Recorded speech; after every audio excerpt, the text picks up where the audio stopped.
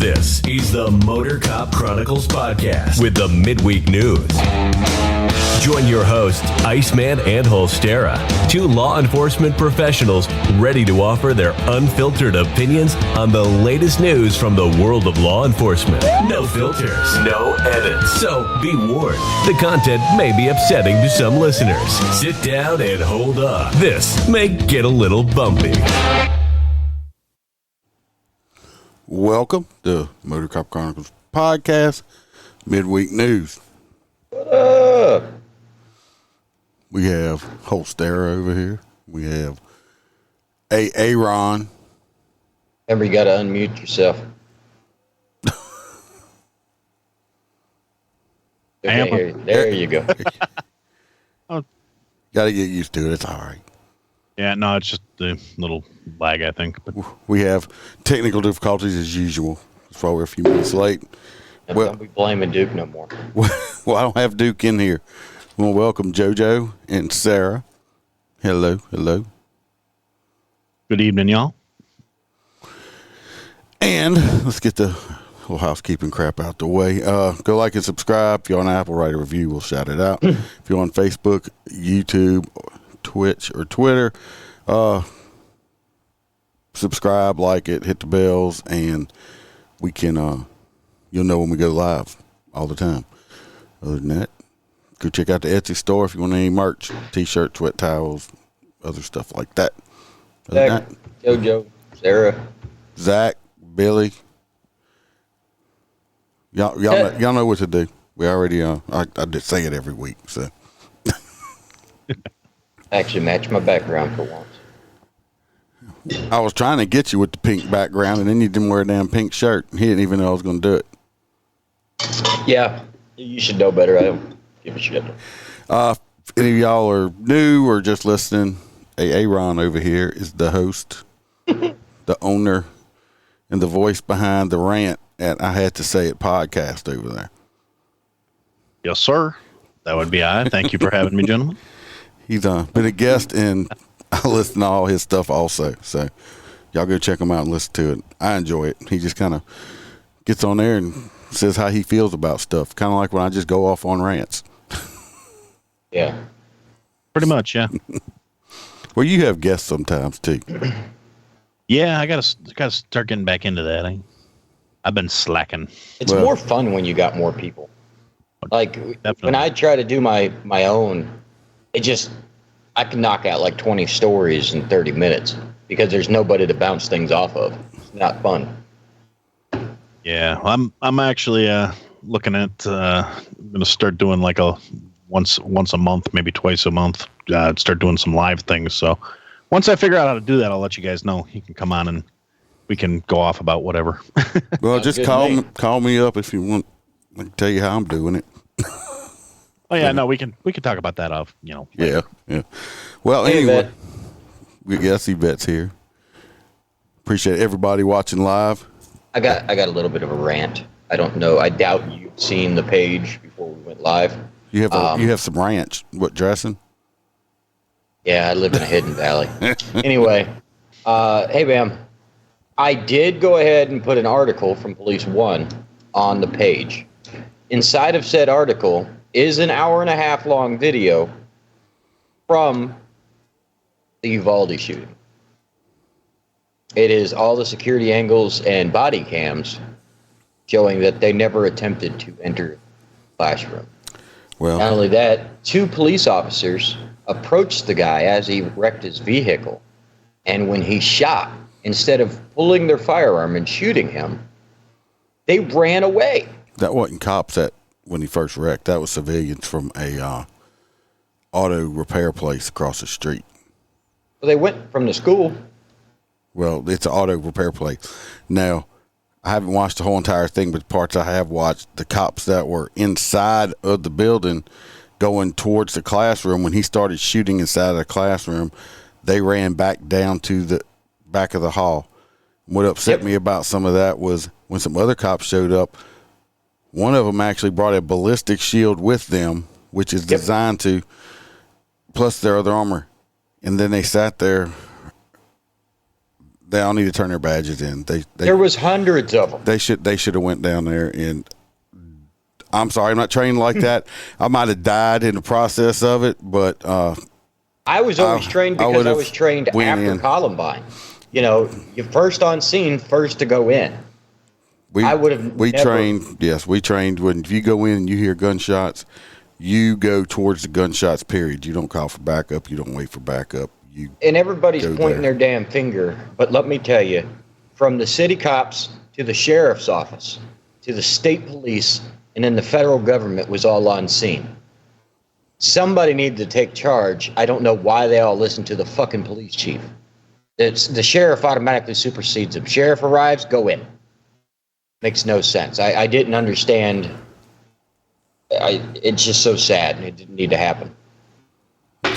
Yeah, it is. I watched some of that video and it pissed me the hell off. So I'm sure a lot of the law enforcement people got pissed off also. It was ridiculous.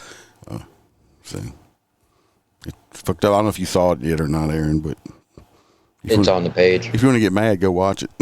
I've seen some bits and pieces of it. It's infuriating, really. I mean, the fact that they were there, and you know, hell, the one cop didn't even know how to put his damn vest on. I sit there going, what the fuck? Did he like borrow that from somebody? Because I know how to put my vest on pretty damn quick. I don't know. They're a bunch of fucking retards. It's not rocket science. So yeah. The shit unfortunately happens. So I'll tell you what I'm disappointed in.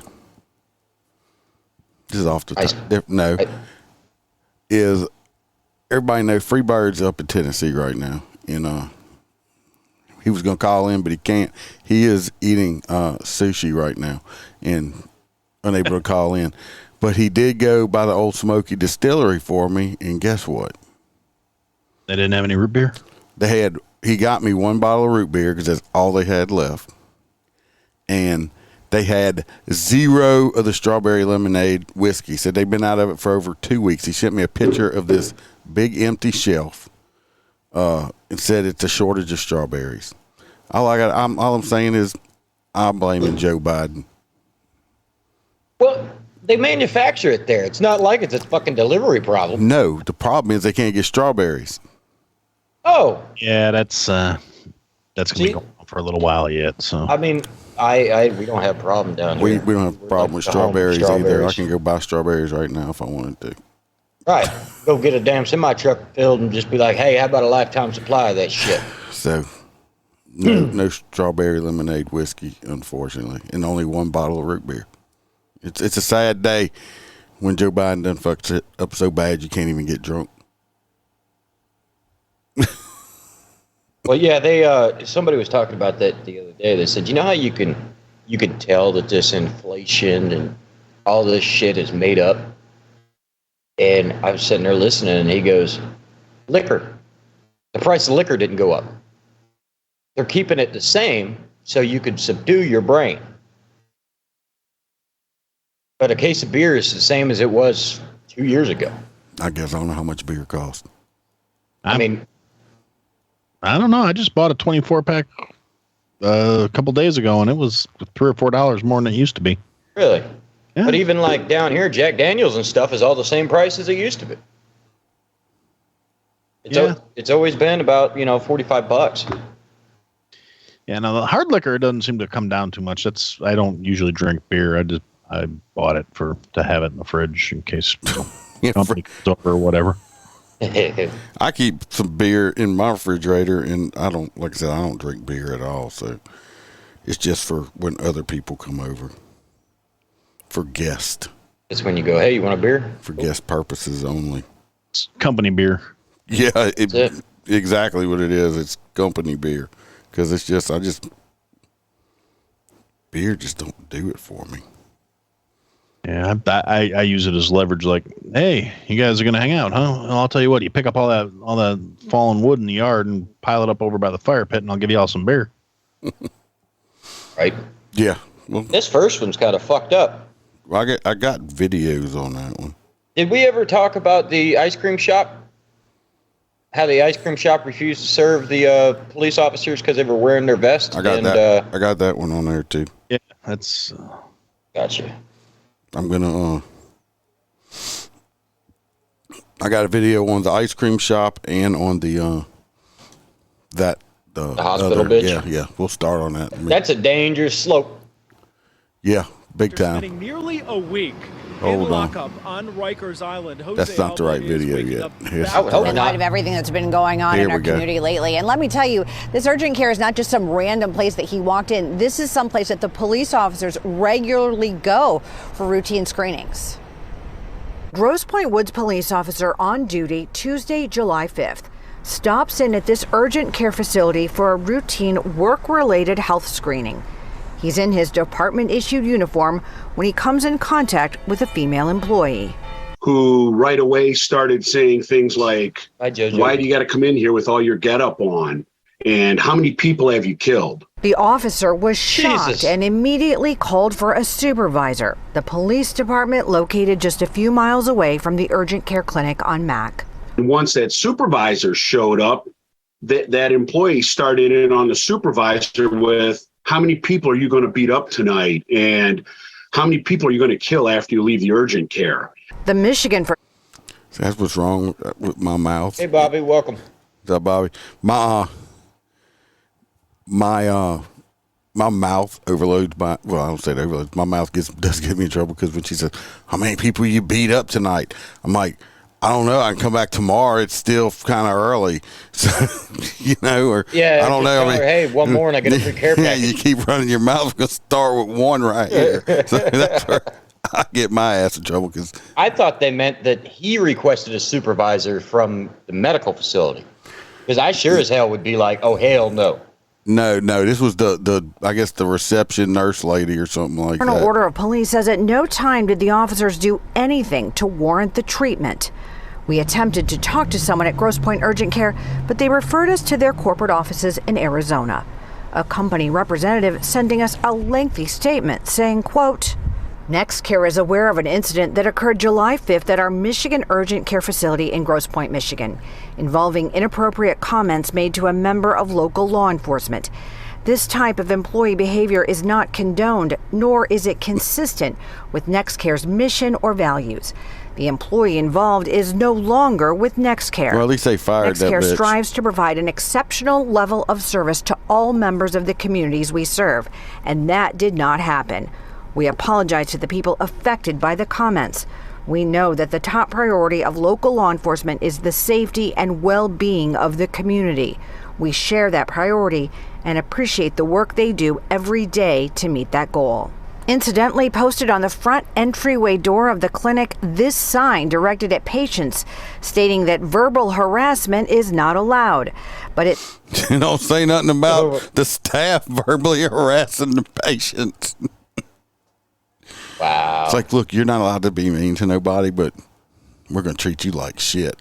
Because I don't know if your departments have been like this, but I know from I was an FOP officer in a police department, and usually those type of departments contract through certain facilities that say, okay, you're going to handle our fleet, our cars, our tires, all that shit. Well, it's just like the same thing like when we get random, we get called, hey, go get a drug test. Well, we use the same facility to go get a drug test at. I guess we got a contract through them. Because that right there is probably the only reason this company's backpedaling. Oh, I'm sure. Because, damn well the chief said, well, I guess we're going to pick out another fucking go-to place. Oh, he's echoing. Hold on. I think I know what the problem is. It's a new setup. Problem is my voice is so great. people Problem need to hear is it I twice. just fixed it, and you ain't going to echo no more because your voice is aggravating everybody now. So this one's almost over, then we're going to jump to the second one. You got anything you want to say on this one, Aaron? Oh, well, I mean, I'm glad to see that the company did the right thing because there's no call for that shit. It's utterly ridiculous. It's been, I can't even tell you the last time I beat somebody up. It's been so long. I mean, I don't know what these people think. Yep, I get up in the morning, I get my breakfast, get myself dressed, kiss the wife bye, and just contemplating how many asses I'm going to kick on a daily basis. It's been a while. But yeah, I'm in the negative right now, if that's the case. That's, I never understood it, but they used to do that shit to me too in the hood. They'd be like, "Oh, how many black people have you killed and shit?" And I'm like, "None, dude." What do you think? We wake up in the morning and we go, "We're going to kill somebody today." No, motherfucker, it just happens. Trust me, nobody wants to do that paperwork. If you in Michigan, I think the ice cream shop is up around you. We're just about finished with it. We can actually skip over it. They just kind of jabber about it. Let's go to the ice place cream. Is going to be closed. I got something to say about the ice cream shop, second of all, because it's a vegan ice cream shop. Who the fuck wants to have vegan? It can't even be ice cream because it can't have cream in it. Because if you're vegan, you can't eat nothing from an animal, right? Yeah, it's made with like coconut cream. No, see, coconut cream's no, that's not ice cream. Here's the video. Camille. Yeah, this is creating quite a controversy, as you said. Of course, all just over a social media post. I'm just gonna say she has a really, really bright dress on. That's like really bright. She just changed all of a sudden. No, is this the same chick from the last story? I don't think so. I think it's the same reporter, different. Yeah. But I mean, like she was standing there in one color dress and it just. Well, I just changed videos. That's why I'm magical like that. And now bad reviews for the ice cream place from some people who have never even been here. Take a look. On a hot summer night. I mean, look at it. Everybody, see that? That's not ice cream, okay? That's some bullshit. But you can see the ice cream shop where I phrased it. You can see what's in the background on the wall of the ice cream shop right there behind the woman that's got the big green face diaper on, okay? All live splatter. Yeah, so here we go. Very woke. Oh, yeah, they super woke. You think? They serve up a variety of flavors, all vegan, all made from scratch. But it's this social media post that's causing a bit of a kerfuffle. She said kerfuffle. The fuck is a kerfuffle? I don't know. I can't even spell. Is that some ice cream topping? What the fuck? It's upside down, man. Yeah, it's because it don't hold up good enough to actually stay in the cone, so they got to put the cone on the top. Because it's not ice cream. Pretty much, yeah. First they bitching about the cop car over here parking in the, I guess, the parking the wrong way. I don't know. Out a police cruiser parked in the wrong direction near the business, saying they can tolerate the wrong way parking, but well, why come the green lights on this side? Yeah, first of all, what the fuck they gonna do about it? Give them a civilian ticket? They can tolerate it? Like, okay, just. No, I can tell you right now, I don't care who you are. The police park wherever they need to. And so we can. How do you know he's not parked there watching a red light or something like that? I love how these people just anyway. They won't serve anyone wearing body armor. I think that Cold Truth has always kind of taken a very progressive stance in the things that they do. A spokesperson with the Detroit Police Department says the officers didn't even try to buy ice cream. Police Chief James White issuing a statement saying, quote, members of DPD wear body armor to protect themselves so they can return home safely. It's a shameful post and apparently unprovoked. We are extremely thankful for the overwhelming response and support we receive from the community. We've attempted to reach out to the shop's owner in hopes of having a thoughtful conversation. After the social media post, a flurry of one-star reviews on Google for Cold Truth. The owner of the business declining to speak to Fox 2 on camera, but he issued a statement saying, quote, Cold Truth is a family community ice cream spot. There are times when police units come through here and are outfitted in heavy-duty tactical gear. It is disturbing and unsettling for some of the families in our space.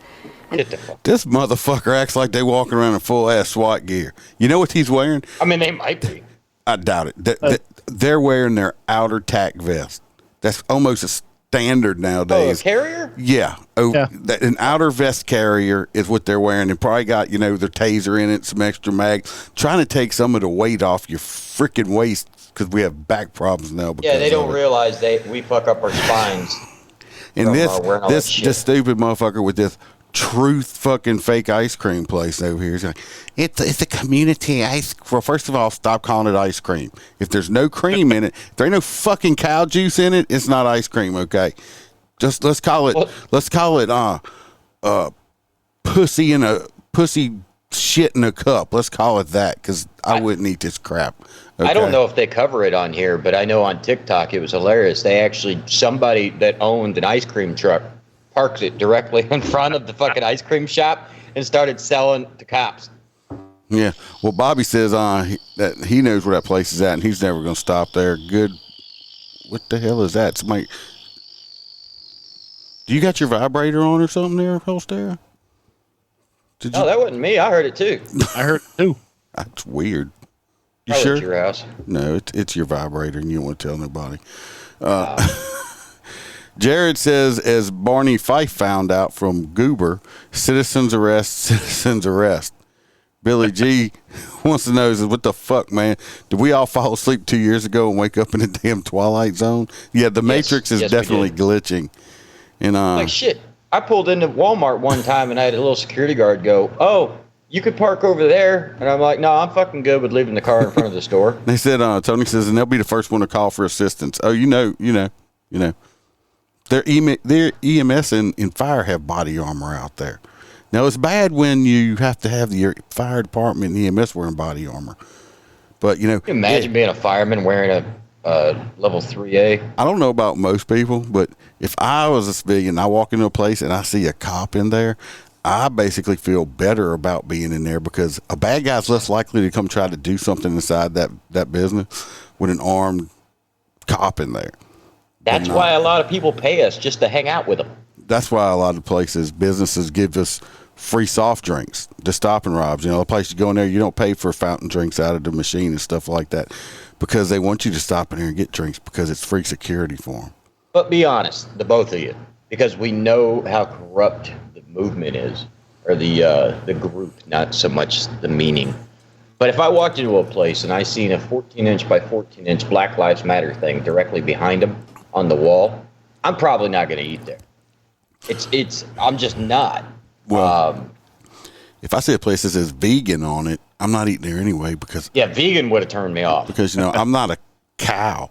I like meat and I like animal products. That's why animals were put on this earth, to go in my stomach. Oh, I'm going to catch some flack for this. I actually don't mind vegan food every once in a while. Usually as a side dish, but, Like a salad? Salad, I mean, yeah. There's a really good garden patty. They don't try and market it as fake meat. It's marketed as it's like rolled oats and cheese and peppers and onions and all this other stuff. And it's like I said, they don't try and call it a Beyond Burger or any of this other ridiculous garbage. They're just like, yeah, no, it's a garden patty. Not even shit. You're a chef. You're supposed to eat like weird shit.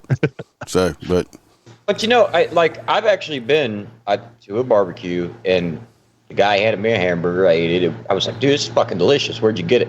It was a vegan burger. They make it taste just like meat. I mean, I don't understand why they keep doing that. There's been a lot of progress over the years. The thing I don't get is, if you're saying you're doing it because you don't like meat or you don't encourage meat or whatever, don't make it look like fucking meat. Why has it got to taste like meat then? Exactly. Wouldn't be happy with it.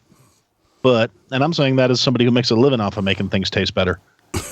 But it's more the attitude behind it with me. If you're not going to be preachy about it, hey, you do you. You want to eat my food's food, I'll take that. Okay. Yeah, but these woke ass places are here. It's the owner thing. Well, have you ever been to? I think it's called Green Tomato or something like that. It's a chain. No, I don't like tomatoes. Well, I didn't either, and I thought that's all. I thought they sold fucking tomatoes. That's why I never went in there. And one day my wife goes, "We should stop. I love this place." And I'm like, "All right, the hell with it." So I go in there, and lo and behold, there's more than tomatoes. But it's one big ass salad bar, and it was bad. I didn't like it. But what they did have was sweet potatoes. All the sweet potatoes you can eat. She said sweet tomatoes. Sweet tomatoes. There you go. potatoes and tomatoes are two different things. They But both got but it they is both sweet got tomatoes. they both got toes, but it's different on the front No, end. the place is called Sweet Tomatoes, and they had sweet potatoes in the back, and there was like this gigantic thing of them, and it was like all you could eat. So yeah, I basically So just sit it's there and like ate that having a shit. bunch of. So you went to sweet tomatoes, but got a sweet potato. So it was like you were eating a transgender tomato. Yep, that's it. I like my trained tomatoes. Was reassigned. Let's finish this one up. Last 24 hours, it has come to my attention that the city of Detroit outfits EMS and fire with armor, and this is not my concern. It's the heavy-duty military dress that I'm hoping the city can find a way to minimize in our public spaces. Some wondering, was all of this hubbub really necessary? Don't eat that dog. Do I You're gonna think it could have die. been handled differently. I'm sure it could have been handled differently, but I don't think that putting a critique of the police on social media is really the end-all be-all of things. So it may not affect the police department, but will it affect the ice cream shop? Business was good today. It was really busy, but there are so many bad reviews now, not only on Google, but also on the Facebook page of the business. People who haven't even been here, but who are just chastising them about this. A big mess. We'll have to see how it all plays out. But another thing I want to point out, too, is that it's not completely clear if the police officers in the cruiser were even wearing body armor at the time. Again, they never even approached the window. They didn't want that shit. Ice cream. Reporting live in Midtown. It's not ice cream. On the edge. Yeah, cops like ice it's cream. funny that something like that would be posted, Camille, when they don't even, or there weren't any other pictures of these police officers Her of what they extensions are claimed different were colors than the rest of her hair. offensive She needs to fix body that. armor gear, which we know is really part of their uniform, so they can, like the chief said, They were trying come to get home safely publicity. to their Well, it families. fucking It sounds worked. very ridiculous. Well, Lord forbid the cops stay protected Right. It against really people is. And to shooting be honest them. with you, I mean, if that's part of their uniform, that's part of their uniform, right? I mean, they are armed with guns. They can go get food during their break. Again, they weren't coming to get food here. They were parked not on the food. street. This could have been handled in many different ways. But bottom line, they were not refused service, but clearly the ice cream shop owner says he doesn't want to see the body armor. But again, if that's part of their uniform, that's part of their uniform. We can't do our jobs without our microphones. You know what? I don't want to see the owner with the cum stains on his fucking shirt either, because I'm sure he has plenty of them. Fucking. Oh god. Oh my Well, god. Pisses me it's off. really a dangerous game because this was coconut cream, but no, it wasn't. You were sucking dick and dribbled. Shut the fuck up. Go sit down. But when you play games with these town police departments, they will fucking play games back. Like, for instance, if an ice cream truck was to make permanent residence right outside of their shop and never move, and they called the police, they could just be like, I don't know what to tell you. I can't come in there to take your complaint. Nope, we got body armor on. Sorry. Why don't you call the woke police? Yeah. They'll move it for you. I'm sorry. That's how 911's that changed shit for your works. location. Stupid I mean, ass. fuck me. What town is this? It's in Detroit. Oh, it's actually Detroit. It looks a little nice for that. Could be. Detroit has some nice parts. Not a lot of them, but Like one block? it could be one of the Detroit suburbs, possibly. But I don't know. But shit. I don't know. It's like a 4-hour drive. I'm feeling like I might need to throw on a plate carrier and go visit. Yeah, well, it depends on the state law. Tony Some said states that's allow all you to do right. it. Y'all start stripping, but y'all go in. They'll change their minds back. Yeah, it's like I don't know. That cop was standing outside and took all his clothes and walked in there naked and started dick slapping people with his cock. It's like, well, I didn't have my body armor on. I thought that's what we did here. Right?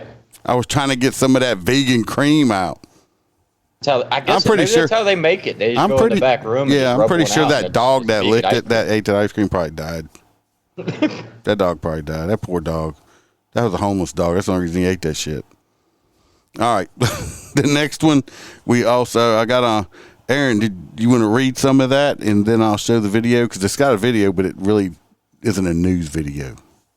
It's actually, the one about Chicago? it's your hometown. Well, no, it's not. It's just close enough. I'm not taking any claim to that place. You're an It's Illinoisian or whatever it's called.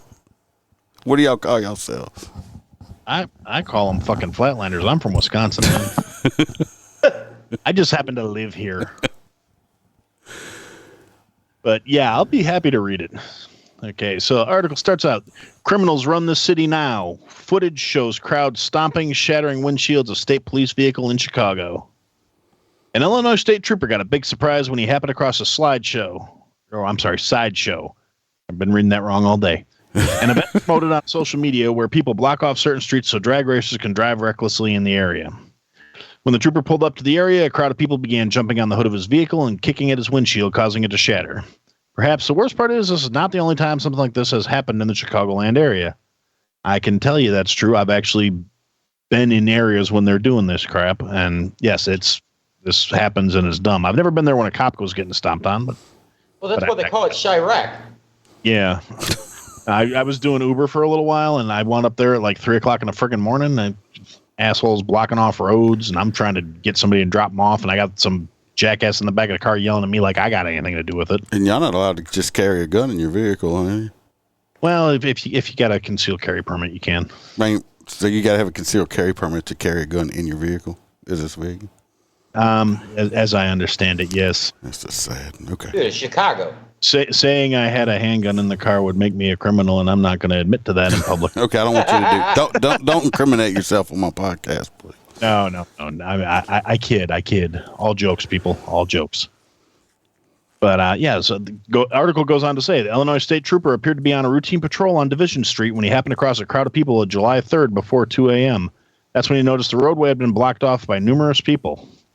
Trooper's dash cam caught several people jumping onto the hood of his patrol vehicle and kicking in his windshield, causing it to shatter. Trooper called for assistance, and the Chicago PD sent officers from 2 nearby police districts to assist. One of the supervisors, according to CWB Chicago, reported that the crowd had grown to roughly 300 people who were in attendance. One of the Chicago police ran over. Heard on the video saying, "Give these bad guys a blank avenue to get out of here. That's all we can do." Thankfully, the trooper involved did not suffer any serious injuries during the sideshow event. Surprisingly, there were no arrests reported after this event. Surprising to anybody that's not actually used to the Chicago issues. No point in arresting them if they're not going to process them or prosecute them.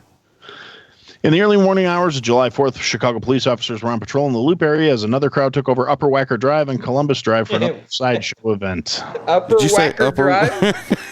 Yes. There's also Lower Wacker Drive. That's fucking hilarious. Yeah. I'm glad I don't. Let's see. Officers were attempting to free the intersection. A video shows that someone threw a firework that exploded on the hood of a patrol car. Chicago Police Department reported the attacks on them escalated as they began getting fireworks thrown at them by members of the crowd. Chicago Police Department reported that they did take 3 Calumet City residents into custody and charged them with felony counts of aggravated assault on a law enforcement officer. See what they're about to do in these big fucking cities is they're just going to outlaw the fucking fireworks completely. Well, guns are outlawed too. How's that working out? Well, but you can control the fireworks sales in Chicago. They are outlawed. Anything that goes bang, it's all supposed to be like sparklers and smoke and snakes and all that fun crap. Well, you're not supposed to be able to buy any of the fun stuff in Illinois. When I show you the video, they're lucky. They're lucky in Chicago because in a lot of places, I can guarantee you, shots would have been fired. Was that the end of that story? You got some more? There. It goes on a little bit more, naming the 3 guys arrested. If you'd like me to proceed, we don't need their names; they're not important. Well, down here, I mean, they actually teach you to get out of the area by any means if you're in the middle of a riot situation like that. So fuck yeah, somebody's getting ran over. Well, watch this video, and you're gonna say, "I'm surprised." Like I said, I am completely shocked that shots were not fired during this thing. It's really long. We're not going to watch the entire thing. I even cropped it and it's still like 5 minutes long, but we're not going to watch the whole thing. But they'll start with sound. You can see, I guess this is the trooper. I don't know why they're staying way back here. Somebody's blocking the road here. The sound will pick up. You'll hear it. This from his dash cam. Oh, these are people just saying like, fuck this, I'm leaving. Fast forward just a little bit. So he starts pulling up. It's like, what's going on over here? And watch this shit. Chicago. Now, these people are bum rushing him. I'm counting 1, 2, 3, 4, 5, 6, 7, 8, 9, 10, 11, 12. Like 13 or 14 right there. Could your life feel threatened if 14 people are rushing at you? Yeah, you bet your ass. I think it could be. Mob. All right, now he's up on the hood. He just jumped on my car. Holy shit. Oh, they just broke my window. They just broke my window. What is that location? Division. Right on the division. What?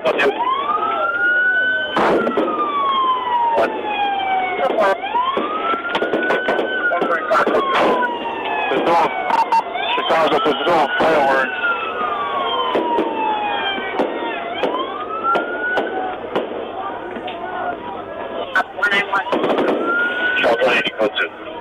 There's probably 150 of them coming at me right now.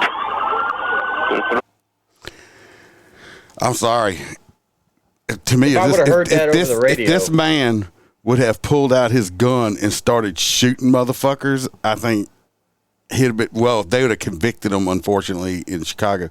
But right, in a lot of places, that happened in Louisiana, right? The off-duty.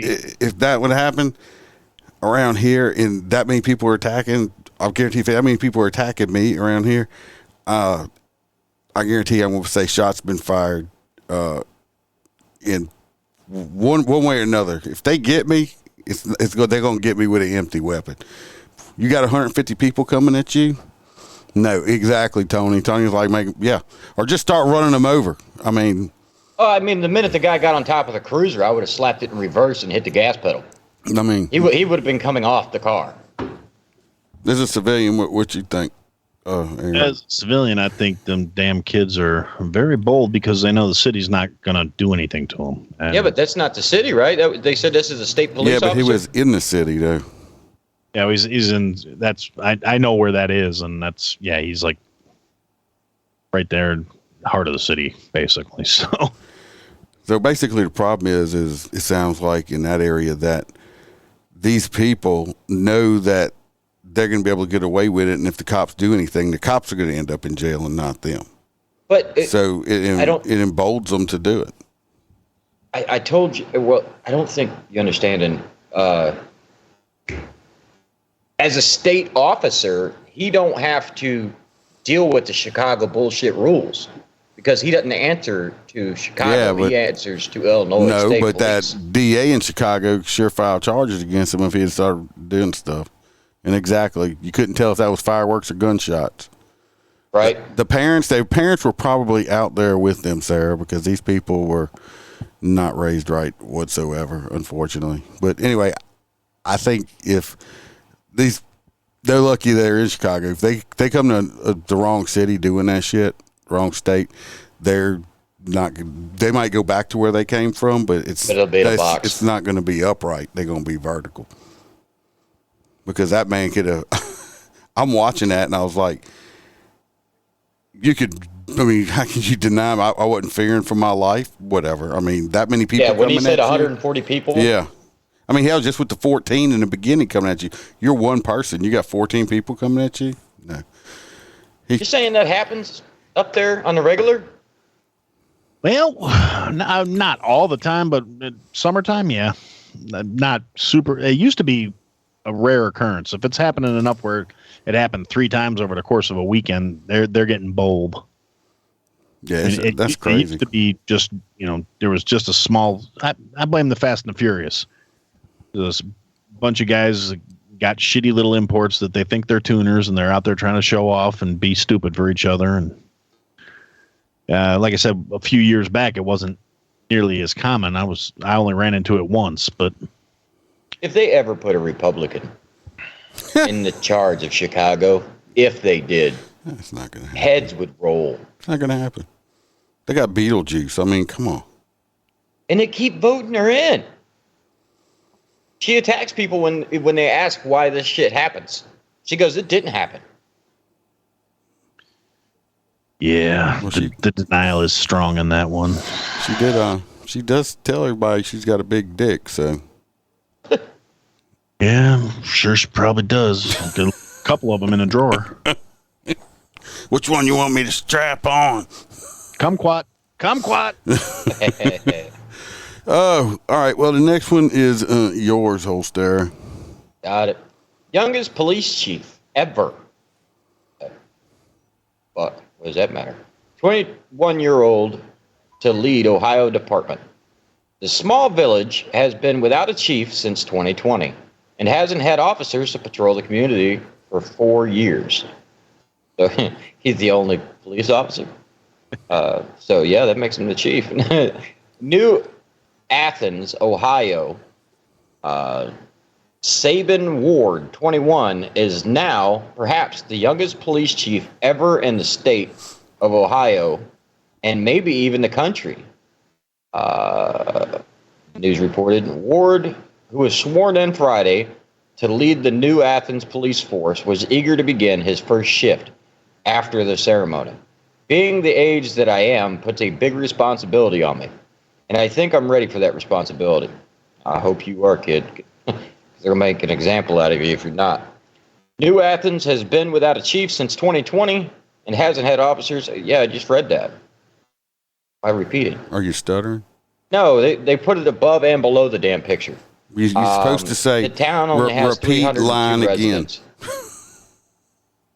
I'll proofread it. How many? 302 residents. I mean, it's not even a town. It's like a village. What the fuck? For 4 years, Ward's role, according to the news, is a part-time position. Ward has long dreamed of a law enforcement career. Aside from his newly appointed chief role, he's also an officer with the Bel Air Police Department, where he's been employed for the past 18 months. Just a few months after graduating. So he's a new cop. He's a rookie. Yeah, well, now he's the chief. And he's a guy who cleans the toilets, so. Yeah. Just a few months after graduating high school, my dad was a police officer. My mom was a dispatcher, Ward told the news. Police work was always inspiring to me. I've always wanted to be a cop since I was a little boy. Ward's first shift, he said, was a hectic one, mainly filled with organization and updating equipment. Hopefully by next week, I'll be on the road patrolling and showing the police presence, Ward told the news. I want the community to know the police department is someone that you can come to when they need help. I really hope they have a sheriff's office. Well, this poor kid, he's 21 years old. He's still wet behind the ears, especially he ain't even been a cop for 2 years yet. And I hope to God, I mean, if he's got to control budgets and all that other stuff, I mean, I understand it's a part-time job, but if y'all remember episodes I had quite a way, not that far back with ex-Chief Cheney on here that kind of, they got him all hemmed up in a bind, and then he almost ended up in jail. Thank God he won it in court, got acquitted. But I hope I hope they're not setting him up for failure, is all I can say. Yeah, I mean, did nobody else want to be there? I mean, don't get me wrong, he could be the best qualified for the job, but usually that position is appointed by the mayor. Well, I mean, he's probably the only employee. It's a part-time chief position, so I'm sure they don't have any. He probably is the police department. Sure. I just. Well, yeah, 302 people. Well, we had that, and we had 7. So, one part-time guy. I don't know. It just seems like I might try to get in touch with him, see if he wants to come on. It hasn't worked out with me getting in touch with people very well yet, and then because he's gonna be busy as shit. No, he's got a full-time job at another police department. And I guess this is like his part-time gig or whatever, but no, I'm just talking about, like you said, the budget, vehicle maintenance, all the paperwork, court dates, all this shit. Yeah, especially if they have a city court and stuff like that. So, I don't know. That lore of saying, yes, I'm a police chief is probably what got him sucked in there. I'm not sure. I wish him luck. Like I said, I might try to get in touch with him, see if he wants to be a guest. But like I said, good luck on that one. Let's see this next one. I think I'm going to read it. Yeah, I sure am. If I can find, there I am. This is about a dollar bill. Everybody likes dollars, right? Is it that stupid folded up dollar bill? Stupid folded up dollar bill. You are correct, Mr. Holster. Fucking social media. Yeah. Well, it's actually on the news out here. Here's a picture right here. This lady right here said authorities are skeptical of a woman's claim of a fentanyl-laced $1 bill. I'm picking it up. In Nashville, Tennessee, be careful up there, Freebird. Don't pick up no dollars. You better make sure you get them fresh ones before you go to that titty bar. She ain't no damn tweaker either. No. A Kentucky couple is speaking out after the wife claims she overdosed on fentanyl after picking up a dollar bill at a McDonald's, but authorities are skeptical. Renee Parsons, this young lady right up here, said picking up a dollar bill Sunday out of her G-string from working. No, I didn't say that. I put that there too. Working afternoon at she wasn't working there.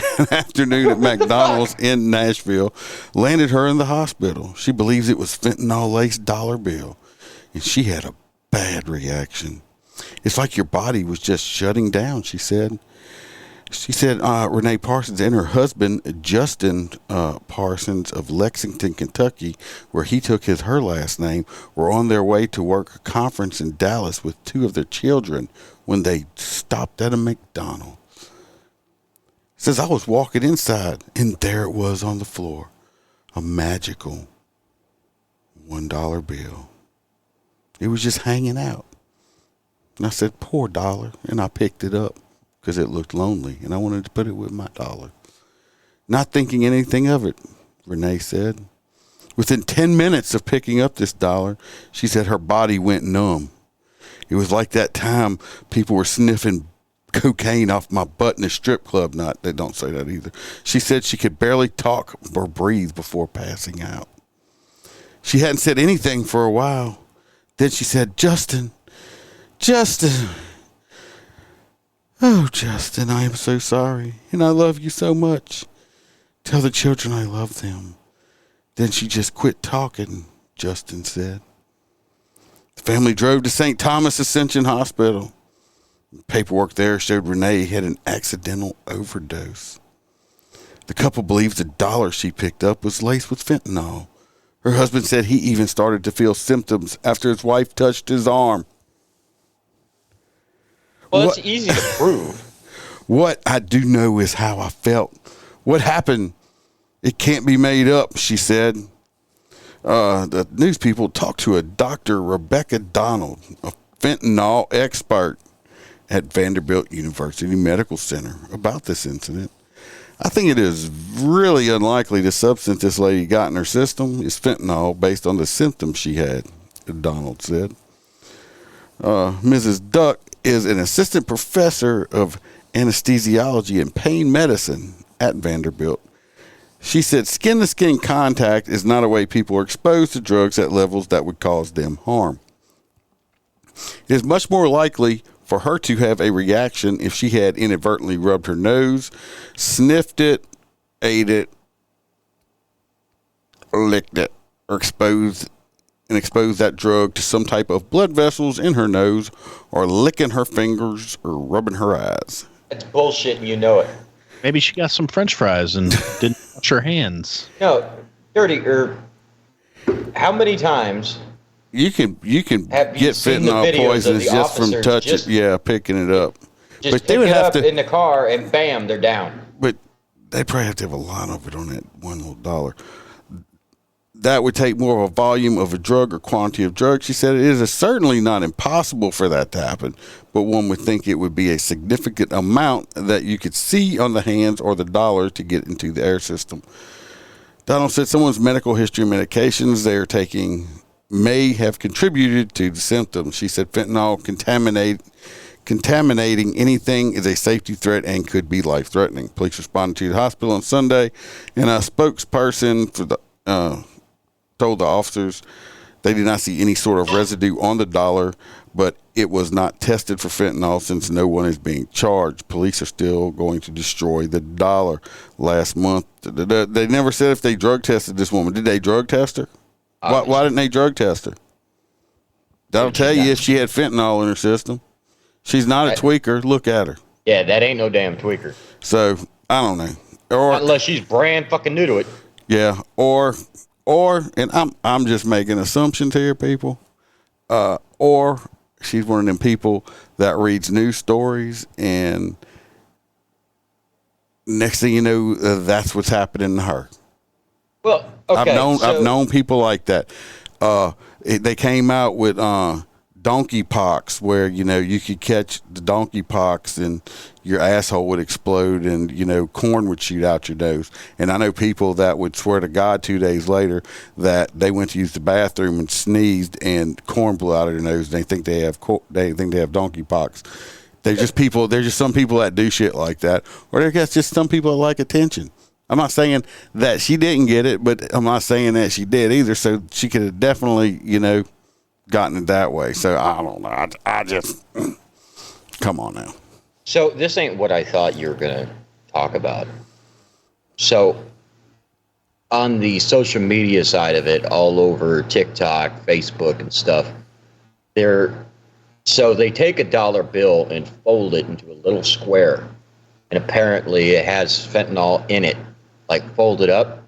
So when you grab it and pick it up, apparently it actually gets you with fentanyl. I don't understand why people would be wasting fentanyl. Most drug users or drug sellers like to make a profit, not give away random dollars with drugs in it. But that's the thing. They say if you see a little square dollar on the floor, don't pick it up. Don't pick it up. Have your kids pick it up instead. It's like, just go pick it up. Mona says she wants to sue them. I don't know how she'd sue McDonald's. She's the one that picked it up. They could charge her with theft since she put that dollar in her purse and it wasn't hers, and she had turned it into lost and found. It's like, all right, hey Ron, we have the next story of the thief. The thief. Lady that got caught thiefing. All right. Thief allegedly threatens to sue man for releasing footage of her crime. A man who posts surveillance clips showing people taking donated items from outside a thrift store in Cotalinga, California. Of course, it's California. Says he has been threatened with a lawsuit for sharing the videos. Jared Smith, an employee of the Conalinga Community Foundation thrift shop, told Newsweek that he received Facebook messages from one of the women who allegedly stole donated items.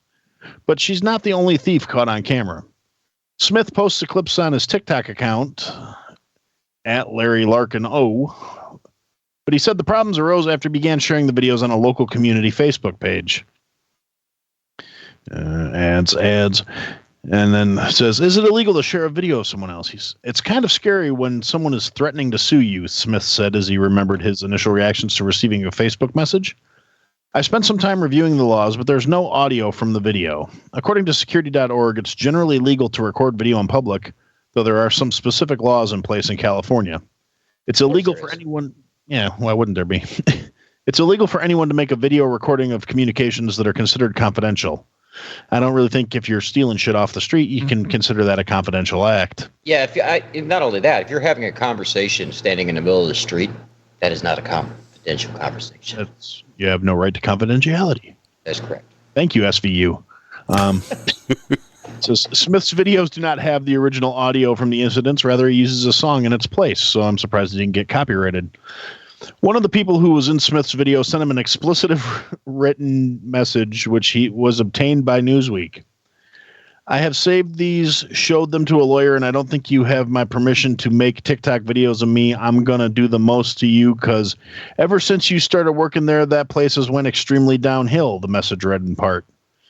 High quality grammar, obviously an educated donation thief. Sounds like a threat to me. Yeah, me too. But it's California, so he's just going to have to let her do it because it's under $1,000.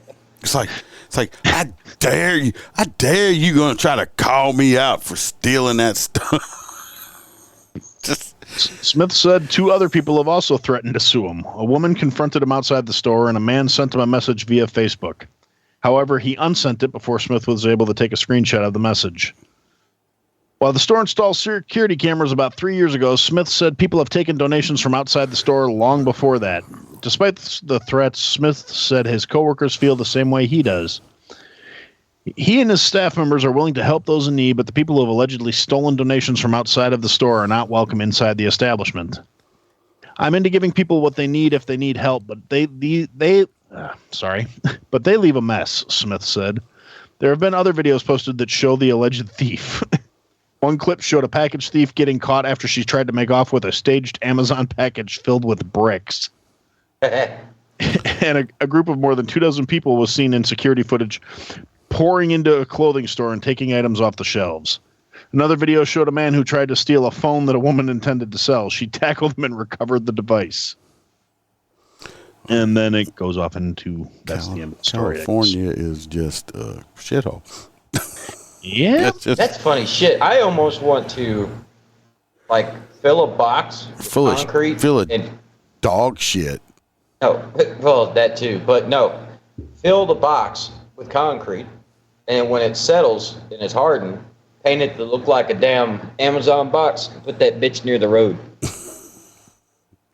It's just how fucked up you gotta be. You trying to steal other people's garage sale shit. Donations, yeah. It happens because we have one around the corner behind me in this plaza, and I'll go out to get in my car and people just walking around the bums I've told you about, or the crackheads. They'll just grab a baby stroller from there and just start walking off. Or, they'll wear the big funny hats and stuff that are donated. It's weird. I mean, I suppose if you got something you think you can pawn, but yeah, it's just still, that's shady. How are you gonna rob from a donation from a thrift shop?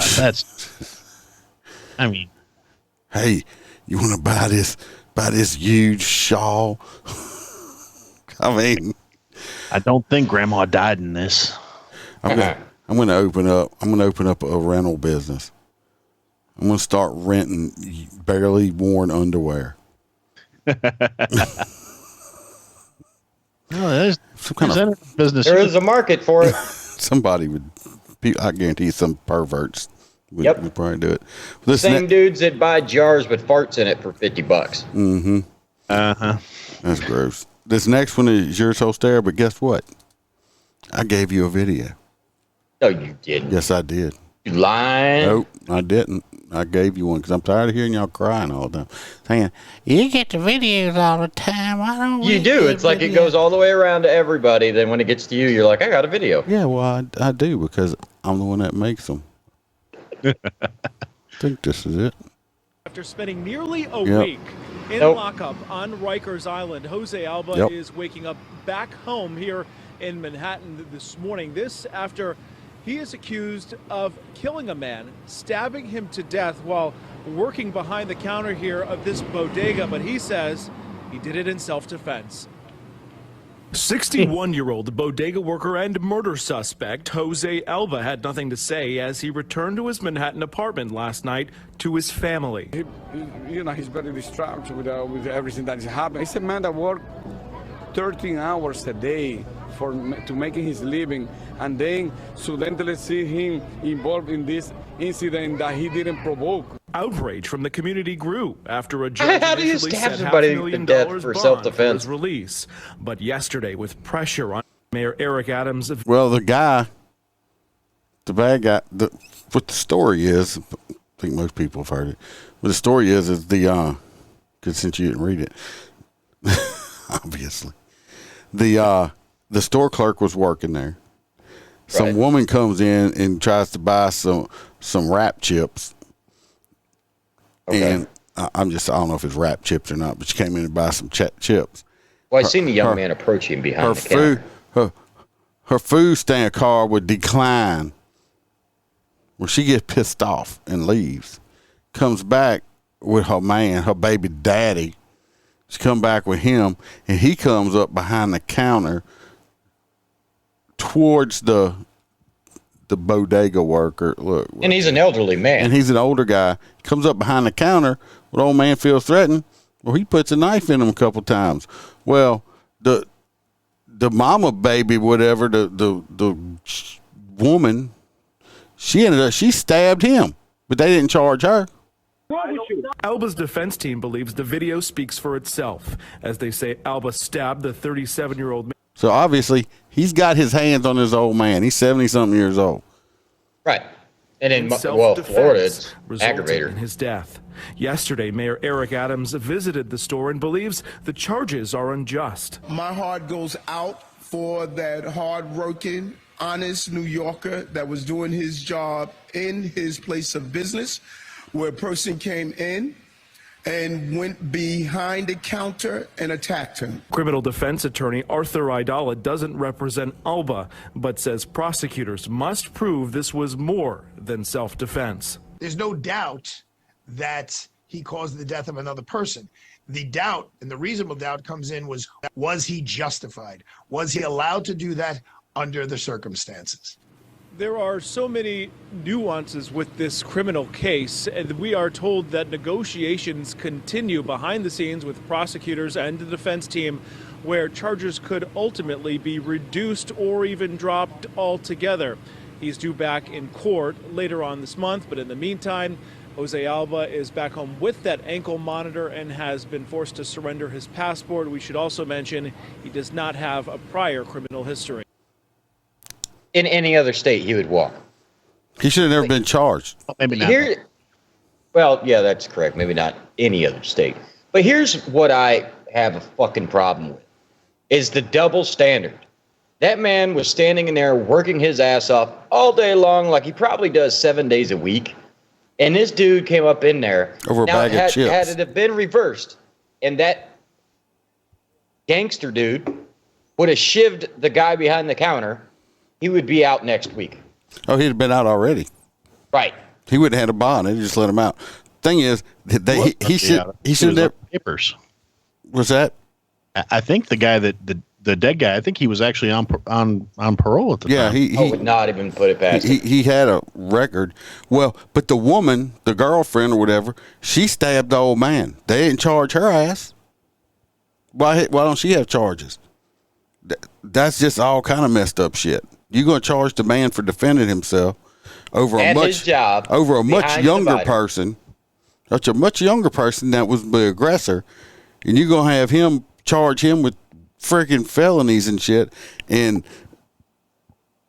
for killing a dirtbag. Probably did society a freaking favor. And and the woman that's stabbed, she stabbed him, and she don't get no charges. No. Shit, let me ask you a question. Somebody walks up behind you, grabs you by the back of your throat, and starts to push you to the ground. Some shit's going to happen, especially if I'm behind the register. I believe I'm being robbed. Yep. In that situation, I don't carry knives, but I'd blast his ass. He'd be dead as he is now. Mm-hmm. All right. Especially if you're old. Shit, man. I guarantee he won't do it again, though. Nope. Good riddance. Got anything on that one, Aaron? No, I completely agree. If I'd have been in that spot, and I'm not nearly that. I mean, I'm getting up there, but I ain't that old, and I would have done. The dude's almost the age of fucking Joe Biden. Yeah, and he only. I mean, there must have been a pretty good placement because he only stabbed him a couple times. That's what I was wondering. I'm like, he stabbed him like 90-something times or something. No, he hit him like 2 or 3 times. Conceivably, he could have said he thought he didn't. He could say I didn't realize I nicked an artery or whatever. Yeah, I didn't intend to kill him. I just wanted him to stop fucking attacking me. Exactly. Over a fucking bag of potato chips. Something small, yeah. A bag of potato chips. A man that lost his life. Another man that is wrongfully charged over freaking potato chips. This world has gone completely. I don't understand why they wouldn't just insane. steal the fucking potato chips. Yeah, I mean, yeah, it's New York. I mean, it's New York. It'd have been fine. Right. By the time the cops get there, they'll never fucking find him. Well, the cops ain't even going to show up for no stolen potato chips. He was probably upset that they disrespected his baby mama or some shit. Well, he didn't. I guarantee you. Just said the fucking car's empty. Man. Maybe. Well, I don't know. I've met some of them Middle Eastern guys in the gas stations. They can get a little lippy. Yeah, a little bit. Oh, you get out of my store! Right. Although I think this guy was. I think he's Dominican, actually. That explains why he stabbed. Well, I saw something about it right after it happened. Where I guess the reason they seized his passport is because he had already had plans made to go on vacation before this happened. Like he was going to be leaving in a few days. Yeah. So they were like, surrender your passport and blah blah blah. I hope he can get his ticket refunded. Those ain't cheap. Well, he could sue the baby mama. Yeah, like she's got so much. Her food stamp card's even empty. In other news, they have, I'm pretty sure there's going to be some dead Mexicans soon. Yeah. Yeah, because why do I say that? Well, because I'm being racist. No, I'm not being racist. It's because federal agents in California just seized a record-breaking 5,000 pounds of meth crossing over from Mexico. I didn't have time to put that picture up. Put it this way. Each bale is the size of like a fucking black lab. Yes. 4 men were charged with it. 5,000 pounds in Southern California. It said the federal agents observed a 20-foot box truck cross into the United States from Mexico through San Diego area port of entry around 5 p.m. Agents then saw several men unloading dozens of cardboard boxes from the truck and transferring them into a Dodge van. Dumbasses. The men were then apprehended by agents who discovered approximately 148 bundles of methamphetamines that weighed a total of more than 5,000 pounds. I can try to put it up. Let's see. They have a dog in the picture. That's why I was able to say that. Yeah, and that's massive. That's a lot of meth. I know it's got that ring on it. Anyway, you can go look it up. Some dead Mexicans. Oh yeah. Well, what you think when some cartel finds out? I mean, how much do you think 5,000 pounds of meth is worth? I mean, I don't know. It's got to be a shit ton. Yeah. I mean, I don't know how much. I'm not, thing to Google.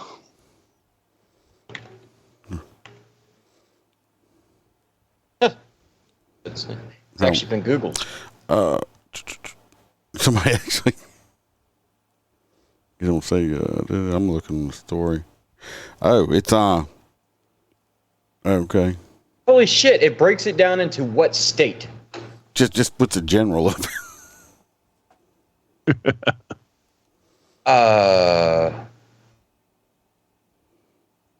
Street value of half a pound of meth. Half. What's a good investment? Oh. About 1.2 million. They said in the last few seizures they've had between Mexico and California in the last few months, they have taken almost $18 million worth of meth. So it's about $1,600 a pound. I think it'd be more than that. You'd think anyway. Maybe not. I don't know. $8 million worth of meth, if that's correct. That's a lot of meth. That's a lot of cartel money. Did you know? Somebody in trouble. Somebody in trouble on that one. You know damn well them dudes are talking too. They're like, fuck, we're going to prison for life? All right, let me tell you something. I don't know. That's a lot of cartel in the prison too. It's not like they're going to be safe in there. No, that's what I'm saying. They talk, here's my connection, everything like that. If I give it to you, let me go free. Shit. Of course, I wouldn't want to be on the run being chased down by the cartel either. No. Yeah. We'll give Aaron the next one on Precious. On Precious? It's Precious's stepbrother, maybe. It's related. Dispatcher who didn't send ambulance charged in a 2020 death. The Pennsylvania 911 operator faces a rare charge of involuntary manslaughter for failing to send an ambulance to the rural home of a woman who died of internal bleeding a day later, despite a plea from the woman's daughter that without medical help, she's going to die. Greene County detective last week filed charges against Leon Lee Price, 50, of Waynesburg, in the July 2020 death of Deanna Kronk, 54, based on Price's reluctance to dispatch help without getting more assurances that Kronk would actually go to the hospital. I believe she would be alive today if they would have sent an ambulance, said Kronk's daughter, Kelly Tichnell, 38. Price, who was also charged with reckless endangerment, official oppression, and obstruction, questioned Tichnell repeatedly during the 4-minute call about whether Kronk would agree to be taken for treatment. Price was arraigned June 29th and released on bail. He did not reply to a message left at his home number listed in his name. And officials have said a defense lawyer has not contacted district court. It has to be very clear throughout the entire state that when you call, it's not going to be conditioned on somebody on the other end of the phone saying there's not going to be a service provided. Oh, there's going to be a service provided or not.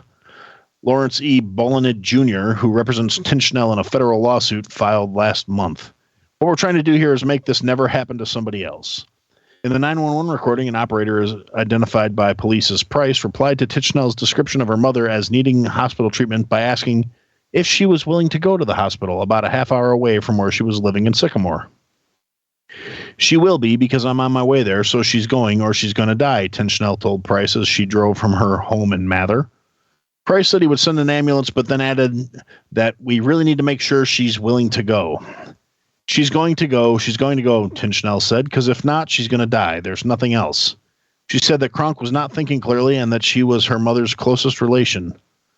When Price again asked if Kronk would go, in fact, Tichnell replied, okay, well, can we just try? After Tichnell told Price she was about 10 minutes from her mother's home, Price asked if Tichnell would call 911 back once she made sure Kronk was willing to go in an ambulance.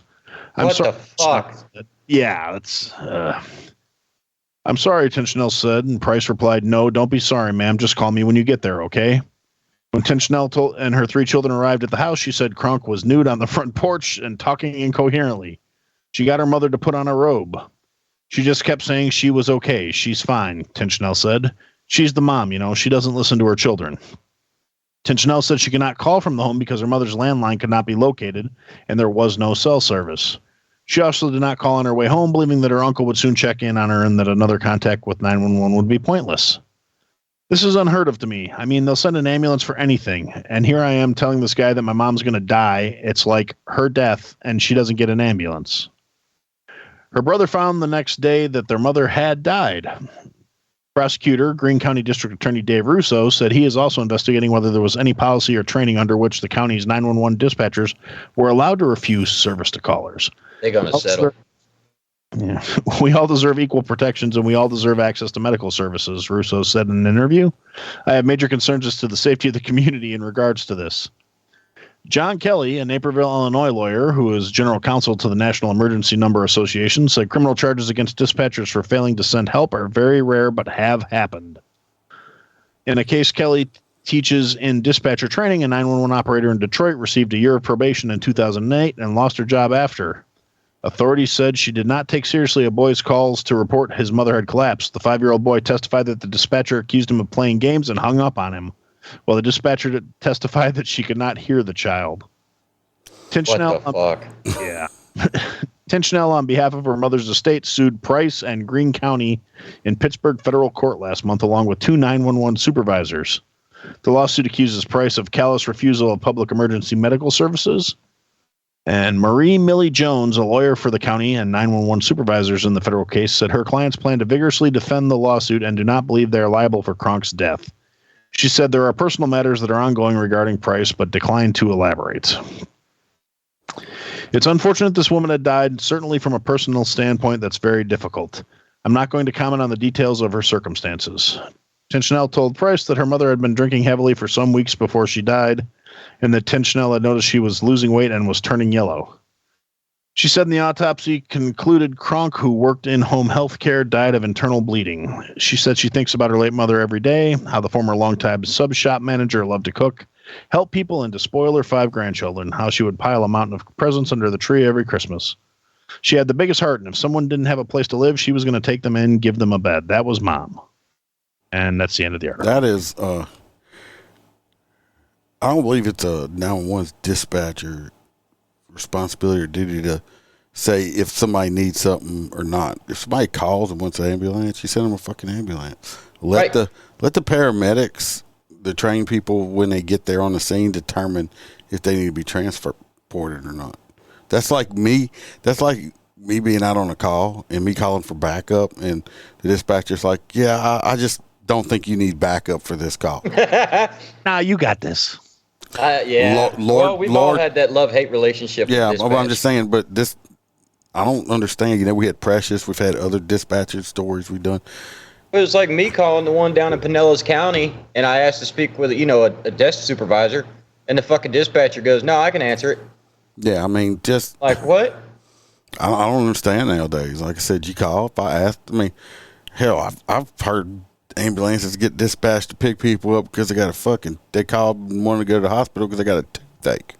Yep. You know Most what? people around here do it. You know what? They sent an ambulance out there and they picked them up and brought them to the damn hospital. It's not the dispatcher's, responsibility to determine what is needed on that call.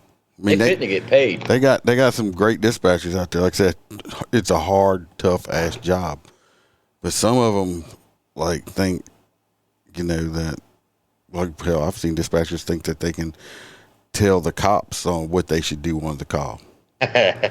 Your job is to get all the information, take the call, let me know where it's at, give me the information, and to check on me if I don't call in or if I call in for information. That's your job. Not to tell me how to handle the call once I'm out there. If you want to do that, come out and work the street. But somebody does need to get paid. This woman could be alive today if this dispatcher would have done their job correctly. Shit, I think he should be in jail. Oh no, he's definitely negligent for not sending nobody out there. So that's why I said the agency's just going to settle. They're going to cut him a big ass check. Yep. Yeah. Unless it involves ceiling tiles. Well, Tony, it was not ceiling tiles. That was actual.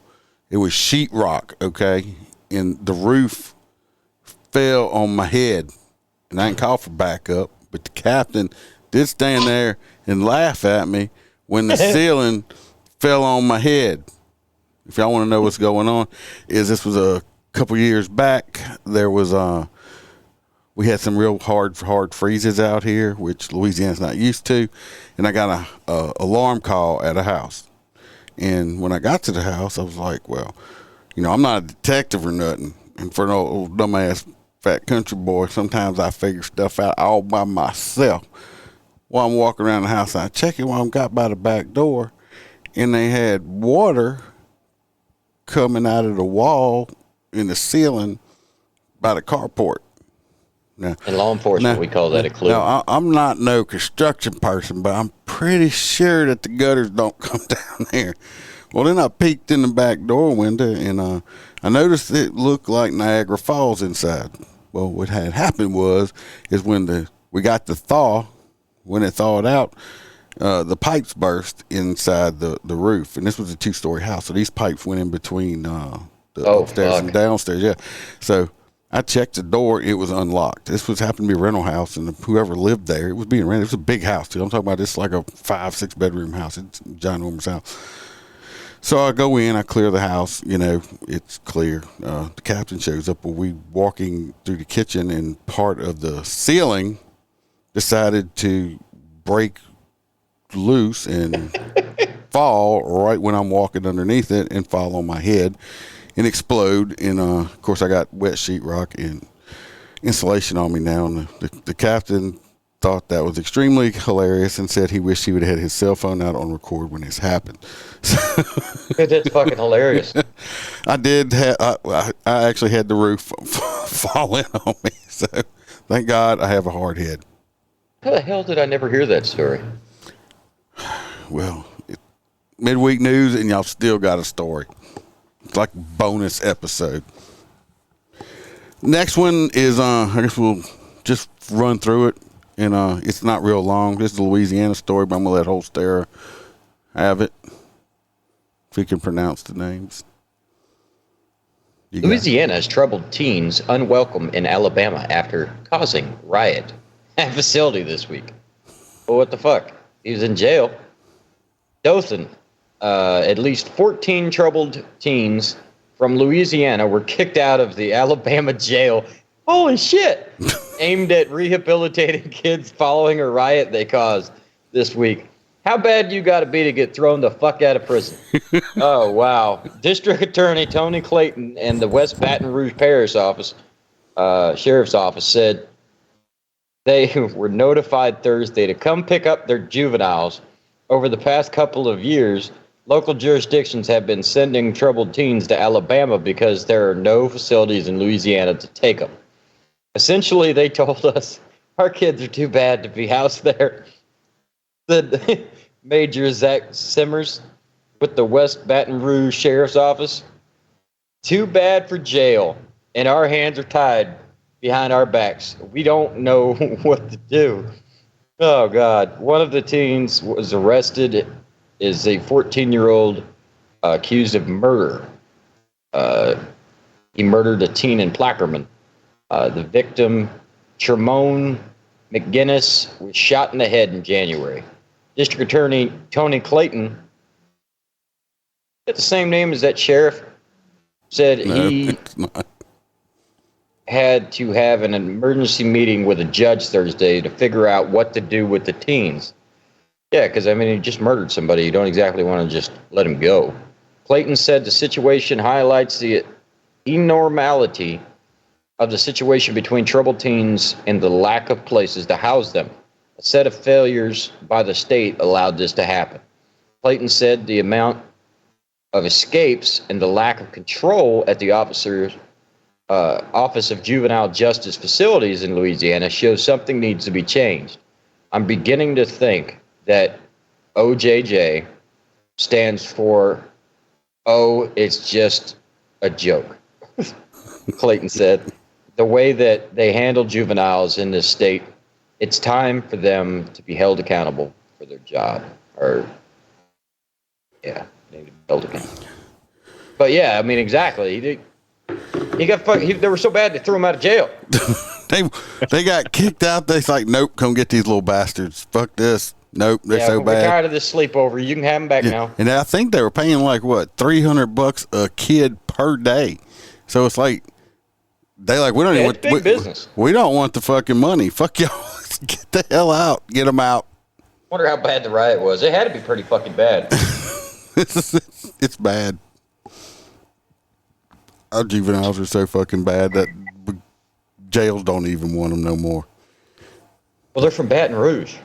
Baton Rouge, Louisiana, got some fucking badass kids. Yeah, I thought they were bad in New York. Nope. Or Chicago or wherever. Ought to put their parents in jail with them. Fuck, probably ain't got room for them. Are the kids in Chicago that bad, Aaron?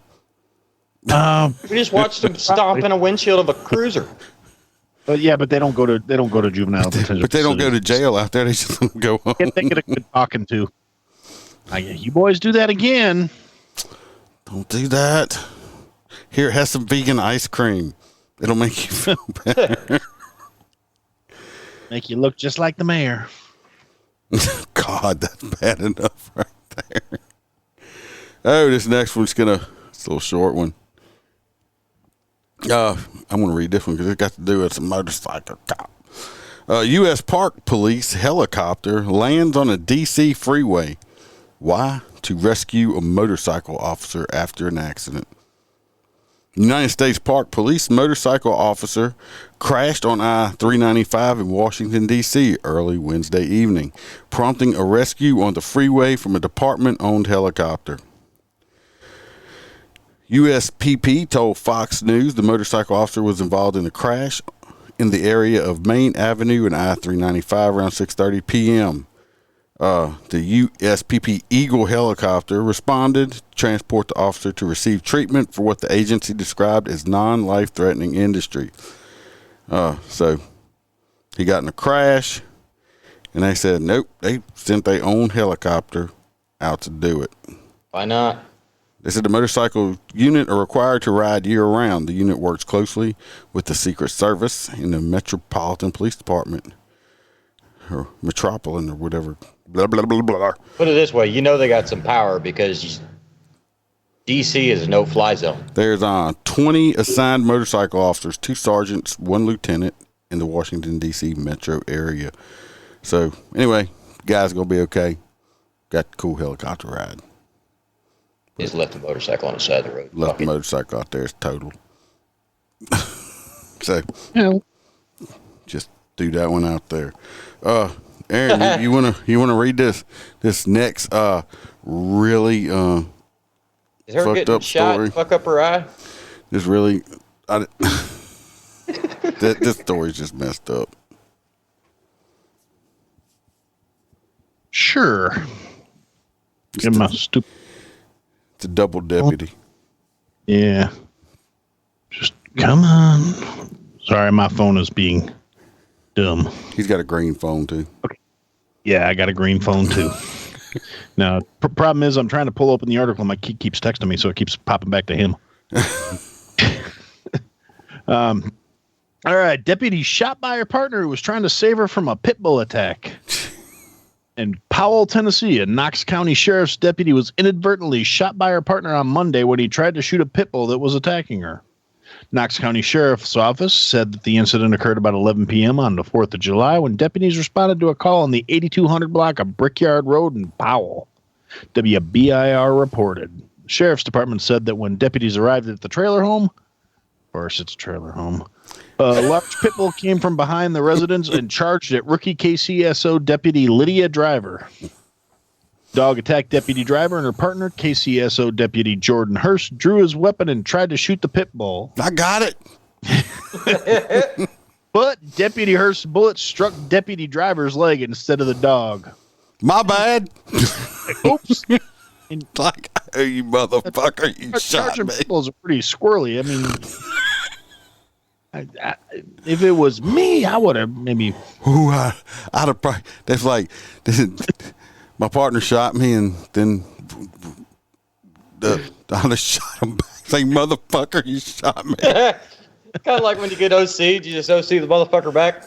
They don't say what I bet you that dog says, fuck, I'm leaving. The next one might get me. Yeah. If he shot his own partner, he definitely should be. Deputy was transported to University of Tennessee Medical Center and taken into surgery. She's expected to survive her wounds and is recovering in the ICU. It must be bad enough they put her in ICU. Jeez. Jesus. I mean, maybe she got mauled. I don't know. God. KCSO placed Deputy Hurst on paid administrative leave while the incident is investigated, as is protocol for all officer-involved shootings. Deputy he's just some dipshit. Taken into custody by animal control. The dog got arrested. Dog got busted. He's like, whew, I'd rather go to jail. I'm going to say, did you see how bad I shot that motherfucker? All right. I want to see the fucking body cam. Oh, God. That's bad. I mean, you shot your rookie. I would have definitely drew my gun on him and said, drop the fucking gun, dude. God, I'm going to shoot you. It's like, you shot me, fuck. It's like a bad movie scene. You even talked about that one time when you had a dog that was coming up to attack you and you didn't want to fire because it might ricochet and hit a child. I did. I took 2 dog bites because I refused to fire because I made sure it was. Well, this person, I guess this cop thought he was a way better shot or something than he was. Or I mean, if the dog, if you're that close, just walk up and just shoot the dog in the head or something. I mean, fuck. You shot your partner. I mean, I would be requesting a new fucking partner. Yeah, I'd be like, look, when I recover from this, can I have a different training officer? Cause somebody that can shoot. Yeah, this guy here, he just no. It's like this guy or girl, whatever. It was a girl that got shot. Whoever did the shooting will never live this down for the rest of their career. They'll be known as the person that shot their partner. But the dog is okay. unscathed. It'll be that one guy that on scene when he unholsters everybody says, "Put the fuck away." Yeah, it's like, no, you stay way back. Well, that's like when I talked that one time. I said when I was out there and that I had that rookie that had a fucking panic attack on me. We had a cracked door on an alarm, and I looked down and I said, "Look, you go in. I'm gonna be right behind you. We're gonna do this, and that." And it's like everybody's like thinking, just like, no, I'm not. I didn't tell the rookie to go in first because I was scared. I was scared for shit like this. I wasn't having some rookie that didn't know what the fuck they were doing with a gun out and I wasn't getting shot in the fucking back. So that's why, and I ended up going in by myself anyway, because apparently the this rookie shit happens all the time. A rookie had the panic attack and I just sent him back to the car. So, but it's just, yeah, but this was the FTO that shot the rookie. Yep. It's and in a footnote, they started a GoFundMe for her. So I thought it was gonna be like she got shot in the legs, but we say in the foot. What town was it? this? Like 5 minutes to come up with that joke. Damn it. Yeah, one of them stop police brutality shits. It was in Tennessee.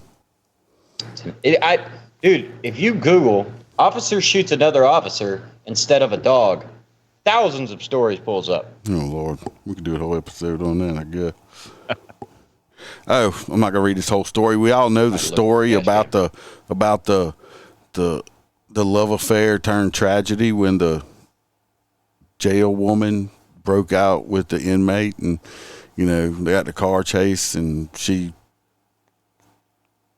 died and stuff. I thought she shot herself. Well, I think they still do, but I think because the way their law reads with everything in the commission of felony and stuff like that, they just charged his ass with fucking murder. So he was already in there for life. Yeah, but he has pled not guilty. That he said he loved his guard. And fuck! So he's gonna be alive in jail for the next fucking 80 years. Yeah. And this next one, I guess we'll let Holster finish this out. O'Reilly Auto Parts. O'Reilly. Shoot up, bitch. Oh. O'Reilly's Auto Parts employee shoots customer after trash talking. It's like, bitch, I told you I needed that flathead, not that Phillips. Damn, there's actually a video of it. Anyway. Trying to get to the fucking story and ads keep popping up. Did you know that Holster never reads the stories before we get on air? Strongly suspected. Dayton, Ohio, O'Reilly. There's the problem. Dayton, Ohio. O'Reilly Auto Parts employee seen in a viral video on the losing end of a fight with a customer has now been arrested after she turned the tables and shot the woman assaulting her. Why? Ain't that what you do? You fight, and then when you start losing, you just pop them?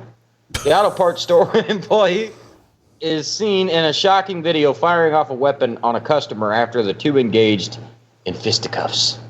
The employee later identified as 31-year-old Keila Watson is facing charges according to the police after cops responded to the brawl at O'Reilly's Auto Parts store in West 3rd Street in Dayton.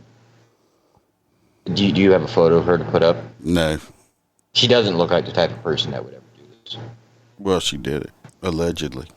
The video misidentifies the event, saying that it was a Dollar General. But it occurred at Auto Parts store. Got the TikTok video.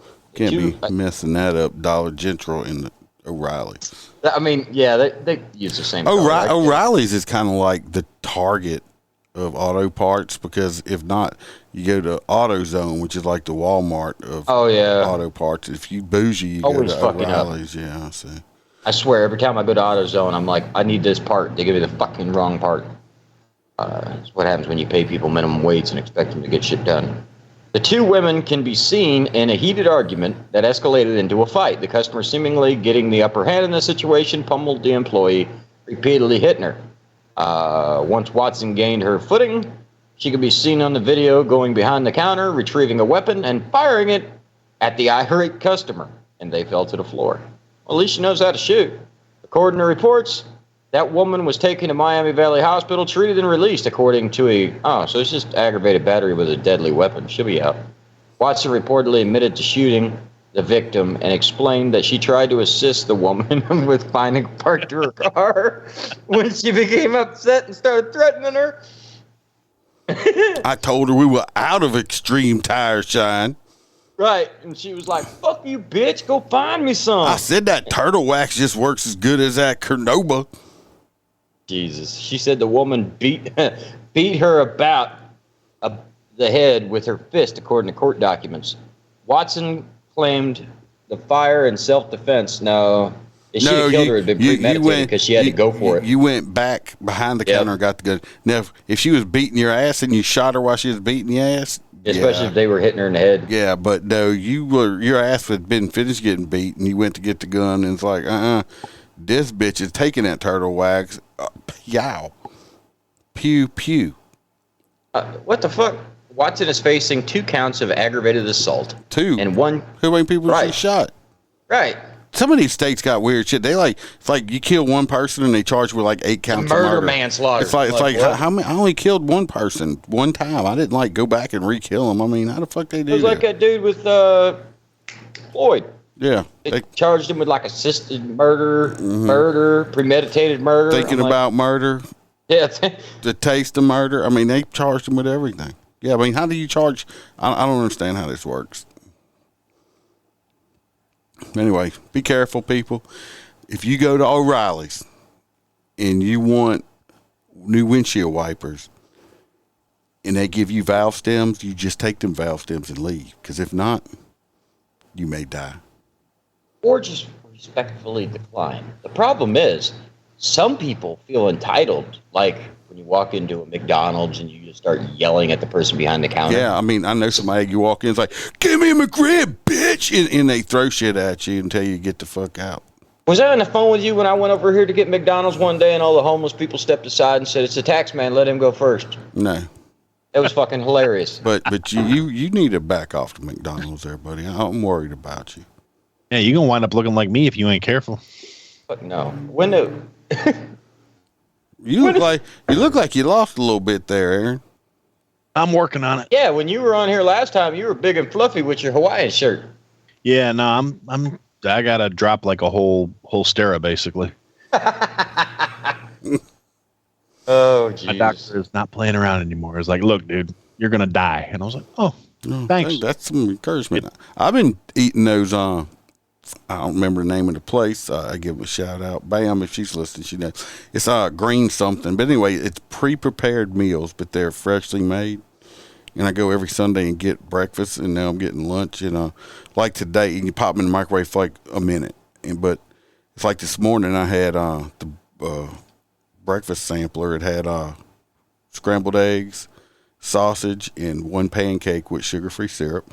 And for lunch, I had the clean steak meal. It was green beans and potatoes and steak, and it's actually good. It's only like $5.75 a meal. So I'm eating for $11 a day. Hell, I was going by lunch and it was costing me $12, $13 just for lunch. So I'm actually saving money eating 2 meals. It's called Green Heart. So. Yeah, but if y'all have it, I mean, it's great. I mean, it's proportioned, so it's not like you get this big ass meal, but it's proportioned. Like each meal's like 300-400 calories or something like that. So I mean, but it tastes good too. So y'all go check that out. Shout out to them. I'll eat 2 of them. Well, you're not supposed to eat 2 of them. You're supposed to eat 1. That's like getting the lean cuisine and eating 4 of them.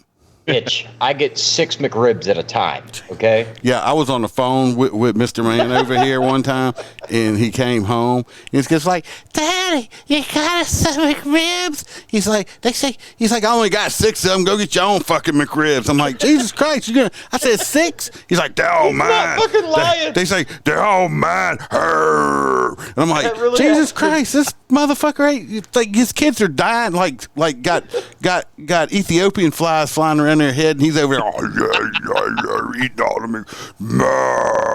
I eat 2 of them at a time, and I put them in the fridge, and I'll eat them throughout the day, and then the next day I'll go get more. Yeah, he's a McRib whore. That's what he is. Yeah.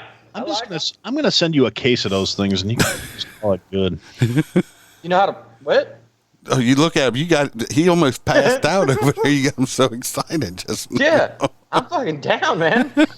I'll see what I can do. So I'm sitting there with my children. I have to break into this there, Iceman. I'm sitting there with my children, and we start talking about you. And Jersey goes, you know what the most memorable part of that trip was? I was like, I don't know. The prison we went to where Lexi learned how to make a shiv. She goes, no. The trailer park. The dirty just magically said, we're going to the fucking trailer park. Turn left. You went to the trailer park, it was a trailer hood. See, that's what I'm saying. But like we drove around, he was like, yep, we'll work the murder at that one. That one burned down with a body inside. Like he was showing me, his area. And I'm like, okay. Yeah. And there were so many fucking dogs. Just stray dogs everywhere. So yeah, that's what my kids remember. Well, except for your daughter when she went back to school and asked her what she did for Thanksgiving holiday. And went to a federal penitentiary and made knives. Y'all had to have a parent-teacher conference or something. Yeah, because she was like, I learned how to make shanks. She said, my uncle took me to prison and taught me how to make shanks. And we had to explain. They were, law enforcement and shit. So we went up there. We went to Angola. He's like, no, it wasn't like her uncle was in jail. So like sitting there in the window, fucking making a shank. Look, baby, that's how you do this. Yeah. Oh, the other kids are like, yeah, we went to Granny's house and she gave us some candy corn. She's like, shake you. She still does it. She takes her lollipops and stuff, like her hard ring pops, and like licks them until they turn into a spike. And she goes, I got a shiv. I'm like, she's a fucking wild one, I swear. Everybody that's still here, y'all start voting. I know we went long. Y'all start voting on some hot nuts. We got I forgot to pay attention. We got O'Reilly's shooter. We got the deputy that shot. The deputy that shot his own partner. Shot his partner. We got the dispatcher. We got the fentanyl lady who may not be telling the truth. We got the Chicago people. So y'all put it. Yeah, then she freezes the shanks in the freezer so they're harder. Jeez. I ain't making this shit up. Little fun projects we have with the children. Like the Addams Family. Stop shooting at your brother. I'm voting for the deputy that shot his own partner. That's I wonder if they're gonna make him go back 3 requal. Bam says the ice cream shop. Got shot partner. What do you say, Aaron? I say shot the partner. That takes some. Oh, he's never gonna live it down. Never. They're gonna be putting dog treats in his locker. And You're gonna ask to get him promoted to canine unit. Targets or something like that. Well, we got that many people voting, so we're gonna go ahead and give it to the deputy that shot their own partner. I mean, it's just you can't do any worse. We're just gonna clown around a little bit. Hot nuts! Look, cops, do not shoot your partner. You're a stupid dumbass. Sure, that's what she was hollering too. I want to see the fucking body cam. You shot me. Yeah, like did she just like go out or did she just scream? Dumbass motherfuckers. Well, you know the dog fucking still ate her. If he was, you dumb motherfucker. If he was carrying hydro shot rounds, you know we carry hollow points for know that don't penetrate all the way. So it probably not unless it's one of the departments that carry 9 mils, but still we still carrying hollow points. I know the bullets that I carry, I don't want to get shot with because it's not. That's the thing. If it hit him in the fucking like kneecap or her in the kneecap, because he's aiming down. So I'm not thinking that like he shot her in the chest. So no, he shot her in the leg. They said right. So that hollow point would just take that entire bone and just. Well, they did say she was in ICU. recovering. Could have nicked the artery or something. Yeah, I mean, like our president said, a 9mm to rip her bone out and throw it on the ground. A 9mm, if you get shot in 9mm, it will slice you completely in half. I'm talking about your body will fall in two pieces, and it's like, and it happens so fast, you won't even know you're shot. You'd still be alive like a chicken. Your legs will be running around over there, and you'll be like, come over here, buddy. Damn 9mm just sliced me in half. Yeah, that'll happen.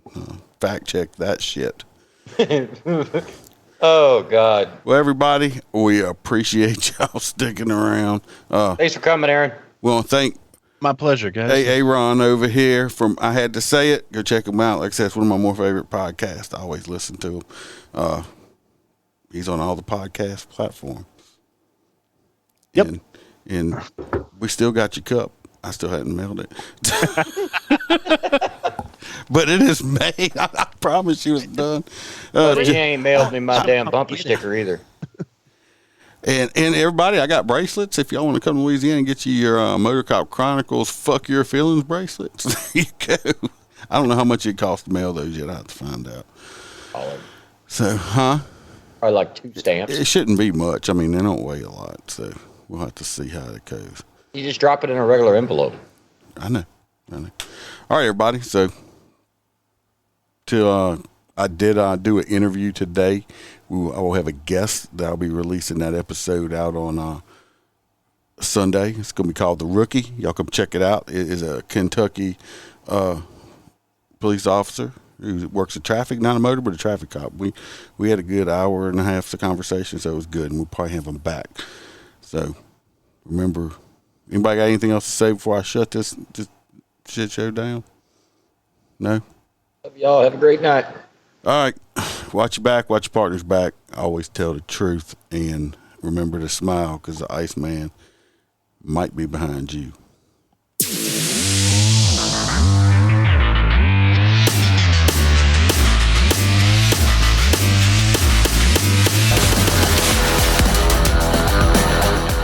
Thanks for watching. And remember to smile, because the Iceman could always be behind you. We're out.